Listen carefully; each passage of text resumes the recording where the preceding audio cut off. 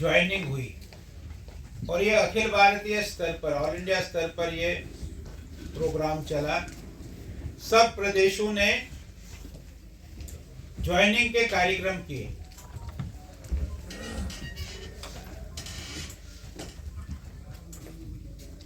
अब जिनको आना है ना, वो रिटायरमेंट किससे हुई है? SRT।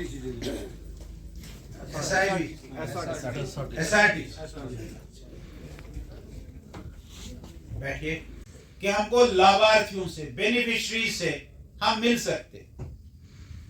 जो बेनिफिशरीज है हमारे शहर में होंगे, हमारे मोहल्ले में होंगे, हमारे बूथ में होंगे, हमारे गांव में होंगे, हमारे जिले में होंगे, हमारे मंडल में होंगे। जहां तक हमारी मंडल यानी ब्लॉक, जहां तक हमारी पहुंच है, हम उन बेनिफिशरी से मिल सकते। बेनिफिशरी सारे जम्मू कश्मीर में आप देखेंगे, इंजेक्शन तो सबको ही लगा ना, तो बेनिफिशरी है। इंजेक्शन किसी को पैसे से तो नहीं लगा। मुझे लगता है कि यहाँ कोई 1% आदमी होगा जिन्होंने पैसे से इंजेक्शन लगाया हो, बाकी सबको फ्री इंजेक्शन लगा। और एक नहीं, दो नहीं, तीन लगे। अगर एक इंजेक्शन की कीमत 3000 रुपए है तो 3 इंजेक्शन की कीमत 9000 रुपए।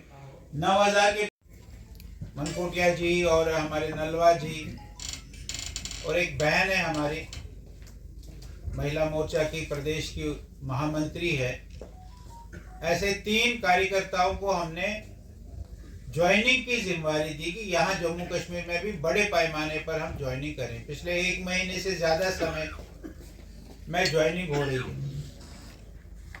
1-2 दिन पहले ही हमारे नलवा जी मोहर से, मैंने इनको पूछा कल कि कितने घंटे लगे थे जाने में, क्या 4 बजे निकला था सुबह और 12 बजे पहुंचा मोहर। मोहर से भी आगे था वो, गुलाबगढ़ में। तो वहां भी इन्होंने कहा कि बहुत बड़ा कार्यक्रम था और 200 से अधिक लोगों ने ज्वाइनिंग, यानी रिमोटेस्ट एरियाज में भी भारतीय जनता पार्टी ने कार्यकर्ताओं ने नए लोगों की ज्वाइनिंग कराई। कुछ हम में से जो इलेक्टेड रिप्रेजेंटेटिव्स थे, कोई पंच था, कोई सरपंच था, कोई बीडीसी था, कोई डीडीसी था, कुछ ऐसे लोग भी थे जिन्होंने चुनाव लड़े थे, किसी कारण से जीत नहीं सके थे। आखिरकार चुनाव में तो एक ही जीतता है। तो चुनाव लड़े थे ऐसे लोग, कुछ जो सेवानिवृत्त, रिटायर्ड, जो अच्छे पदों से रिटायर हुए हैं, ऐसे लोगों की ज्वाइनिंग हुई है। कुछ सोशल एक्टिविस्ट जो सोशली समाज में काम करते थे, ऐसे सब प्रकार के, इसमें महिलाएं भी, पुरुष भी, ओबीसी समाज भी, एससी समाज भी, एसटी समाज भी, सिख समाज भी, हिंदू भी, मुसलमान भी, सब लोगों को ज्वाइनिंग कराने का काम पिछले 1-1.5 महीने से चल रहा है और आगे भी ये चुनाव तक चलता रहेगा, बंद नहीं हो। आखिर तक ये भारतीय जनता पार्टी, भारतीय जनसंघ से भारतीय जनता पार्टी, भारतीय जनसंघ से जनता पार्टी, जनता पार्टी से भारतीय जनता पार्टी, ये इसका है। लेकिन भारतीय जनता पार्टी की शुरू से ही 1951 में जब बनी तो शुरू से एक विचारधारा थी, एक आइडियोलॉजी। हम ऐसे ही सत्ता में नहीं है, हम ऐसे ही सत्ता के लिए राजनीति नहीं कर रहे हैं। हमारी एक विचारधारा है, जो विचारधारा आज आप देख रहे हैं, उसको हम बेशक 1951 में इम्प्लीमेंट नहीं कर सके, 1999 में इम्प्लीमेंट नहीं कर सके, 2003 में इम्प्लीमेंट नहीं कर सकते हैं, 2014 में नहीं कर सके, लेकिन 2019 के बाद लगातार जो भारतीय जनता पार्टी का कोर एजेंडा था, आइडियोलॉजी थी, जो भारतीय जनता पार्टी के हर मैनिफेस्टो में हम कहते थे धारा 370 हटाएंगे, धारा 370 हटी, पिक्चर लगी है।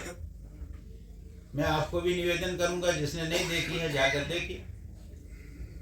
370 हटी तो उसमें है सारा दृश्य उस पिक्चर में मैंने देख। मैं वैसे फिल्म सिनेमा हॉल नहीं देखता हूँ, लेकिन 370 देखने गया। 370 मैंने भी देखी।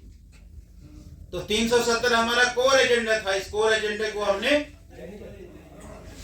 आज इस कोर एजेंडे को हमने खत्म करके इस कोर एजेंडे के साथ हम आगे बढ़े। विचारधारा की पार्टी है। बाकी पार्टी में तो यही है कि भैया हम सरकार में आना चाहिए, प्राइम मिनिस्टर बनना चाहिए, चीफ मिनिस्टर बनना चाहिए। हम ये मानते हैं कि हमको भी प्राइम मिनिस्टर, चीफ मिनिस्टर बनना चाहिए, लेकिन जो चीजें हैं उन चीजों को हमको करना चाहिए। ऐसा हमारा ये कोर एजेंडा है। राम मंदिर बनना चाहिए। लोग कहते थे कि बताते राम मंदिर बनाएंगे, लेकिन तिथि नहीं बताते, डेट नहीं बताते। अब तो डेट भी बता दी, बन भी गया और बड़ी अच्छे तरीके से बन गया। कोई जबरदस्ती नहीं बन गया, सुप्रीम कोर्ट के ऑर्डर से बन गया। अभी रिसेंटली सीए लागू किया। कल्पना कोई कर सकता क्या जो प्रताड़ित हिंदू या सिख या बुद्धिस्ट या जैन माइनॉरिटी जो इन 3 देशों में अफगानिस्तान, पाकिस्तान और बांग्लादेश में प्रताड़ित हुए हैं, रियलिटी है। इसको कोई हम हिंदू मुस्लिम नहीं करना चाहते। 1947 में पाकिस्तान में कितनी संख्या थी सरदारों की और हिंदुओं की? आज क्या है? हिंदुस्तान में 1947 में कितनी संख्या थी मुसलमानों की? आज क्या है? इसको बताने में, इसको समझाने में कोई ऐसा थोड़ी है। रोज आप देखते हैं कि पाकिस्तान में गुरुद्वारे तोड़े जा रहे हैं, मंदिर तोड़े जा रहे हैं, वहां की हिंदू सिख बहनों के ऊपर अत्याचार किया जा रहा है। इसको तो मैं देख रहा था, कल पढ़ रहा था, उमर अब्दुल्ला का स्टेटमेंट था कि रमजान का तोहफा दे दिया बीजेपी ने सीए का। रमजान का तोहफा जो वहां प्रताड़ित हिंदू माइनॉरिटीज है, वो वहां से बेचारे भागकर आते तो उनको नागरिकता दी है। नागरिकता किसी की हमने छोड़ी नहीं। और ये कहा कि दिसंबर 1984 तक जो आए हैं उन्हीं को मिलेगी, उसके आगे नहीं मिलेगी। ये उस कानून में है। फिर भी मेरा मानना है कि एक कोर एजेंडा, आइडियोलॉजी जो भारतीय जनता पार्टी शुरू से कह रही थी, उस आइडियोलॉजी को 2019 के बाद भारतीय जनता पार्टी ने इम्प्लीमेंट करना शुरू कर दिया।